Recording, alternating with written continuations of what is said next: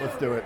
Welcome back to the NFL Alumni's continuing coverage from Super Bowl 59. I'm Bram Weinstein. We're presented by Pacera. Better is possible. Here is Bills safety Damar Hamlin, who joined up with three-time Super Bowl champ Teddy Bruschi. They joined Abbott to launch HeartMates, a community for people impacted by cardiovascular conditions. Yes. To learn more and to join HeartMates, their team, visit abbott.com/HeartMates. Everybody knows your story, Damar. What an intro. Tell us a little bit about the partnership that you have. So pretty much, I teamed up with Abbott to create a community, for people that have experienced similar situations like mine, going through cardiac arrest, but also all kinds of cardiovascular conditions. And pretty much what it is it's a community for us all, to be heard, to hear others. And, without that community, I don't know if I would have been able to be as grounded as I am with all of the chaos that came with my situation.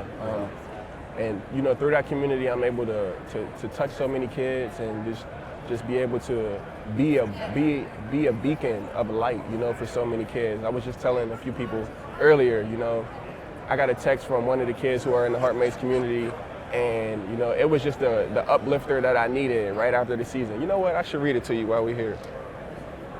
I should read it to you. Does this happen often? Yeah, this happens often. This? So it happens often, because we really built the community and we're genuine first. Like we're real first. Like I show up and I'm truly myself. I'm showing them who I am when I'm in the locker room with my teammates, who I am when I'm right here next to you. And for them to get to experience the world through having a relationship with me and being able to be heard, being able to be felt and related to because of their condition. Yeah. I think it makes all of the difference in the world, and I think it leaves an impact on me low-key bigger than the game of football does, in a way. I want to read this text to you before we get too deep in the conversation. Yeah.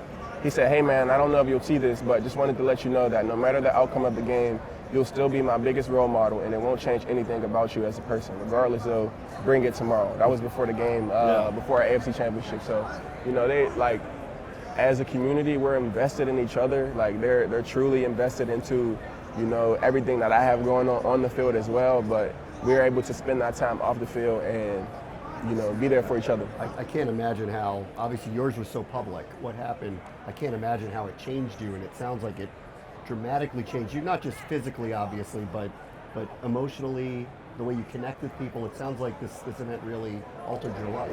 Yeah, it has in so many ways that, I feel like I won't even get to truly understand until I take myself out of what I'm doing now.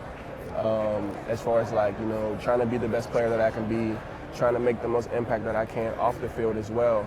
But think about me. My situation was worldwide, and a lot of great things came my way, as well as some bad ones that I don't necessarily like to focus on.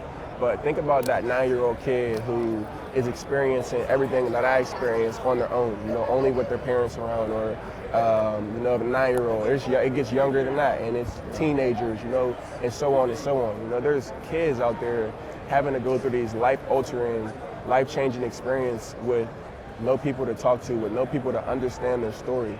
So I took it on myself, along with Abbott, and creating this community to bridge that gap, to allow people to, know that you've had an experience that others might not have. You might not feel understood between your peers or getting back to normal life. But, there's a place for you where you can feel, comfortable about what might make you feel like unorthodox within the world. Yeah, it's definitely important. What drove you before this happened? Because clearly this is a mission for you to help kids and people who have these types of issues. If I had told you a couple of years ago that you would be sitting here talking about these type of things, would you believe that? I wouldn't have believed it because of, I couldn't have never imagined my situation happening to me. But if you would have told me that, I would have been like, let's get it. I would have embraced it because, my entire life, I just was a hungry kid who, wanted to have an impact on the world in a positive way. And, I was willing to do whatever work to do it. I was willing to put in the work. I was willing to put in the time. And, I always stayed pure. I stayed genuine.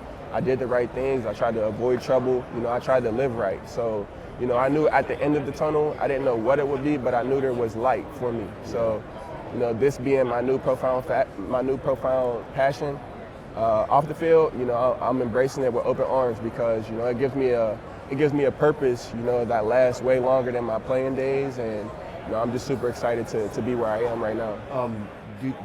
How hard was it to get back on the field again and to practice and actually think about before even? Man, I don't know. Think about that.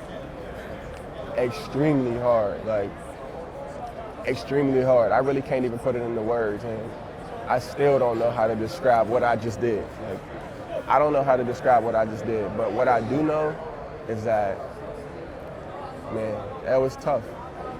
And it took a lot out of me. It took a lot from the people that I love, my family, to be there for me. It took a lot out of my teammates, just checking on me, having to get out of their own routines, just to keep an extra eye on me. Like, shout out Micah Hyde. I want to give him his flowers right here while we got a chance. He just retired a few days ago as well. But, you know, he is my biggest, like, mentor within the league early in my career. You know, he shaped me into the player that I was just from watching him and, you know, just from the things that he would talk to me about directly. But, you know, he was a big person on that early phase of coming back that allowed me to, you know, he checked on me. You know, just him checking on me just allowed me to get out of my own head and shift my focus back into what I wanted to accomplish, you know. And his check-ins wouldn't be, you know, forceful, like, you got to get this done, this, that. It was just like simply just asking, how am I? You know what I mean? How am I? And checking in daily, because every day was different for a long time. You know what I mean? When I first announced that I was trying to come back and stay in the NFL, every day on that journey was different. You know, some days I didn't want to show up. I didn't want to be in meetings. I didn't want to work out. Like, I didn't want to do none of that. I didn't want to do anything at all some days. But just being around my teammates, being in a great facility in Buffalo, you know, just truly just being around the people that I was around and having the support system that I did was the difference in it all. You know, I remember it as an accident, really, what happened. Did you have, after the fact, any pre-existing conditions that people found out about, or was it really just wrong place, wrong time, hit in an exact way that? Yeah, one in a zillion chance, man. Yeah. They say it's like getting struck by lightning. Yeah. You know, and that was a big reason of me coming back, because I wasn't more at risk than anybody else that was out there playing. So, you know, ultimately, me and my family, we decided, you know, this is what I want to do, and they support me. God, I mean, making the NFL is hard enough. Returning from that, I'd argue it's a bigger accomplishment than just making it. Yeah, man. Like, I'm not the type where I need my flowers or any of that, but I don't think that's, like, talked about enough. Like, it's hard to just be in the NFL, and it's hard to stay in just off of 100% normal ability.